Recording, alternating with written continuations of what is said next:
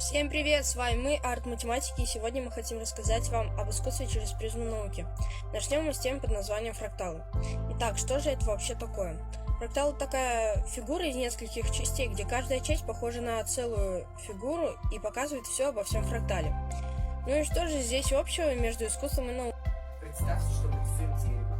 От ветки, как и от ствола дерева, рисуем ростки поменьше, от них еще меньше и так далее. То есть ветка подобна всему дереву.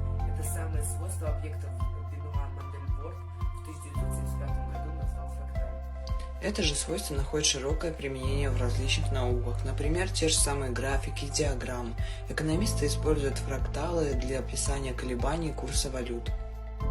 Фракталы используются не только в науках и искусстве. Открою секрет. Фракталы можно повстречать еще и в играх. В какой же игре используются фракталы? Точно, любимая с детства игра – Майнкрафт. Посмотрите на эти картинки. Каждый элемент этого строения похож на другой, и каждый содержит информацию обо всем объекте, то есть фрактале. Спасибо за внимание, с вами был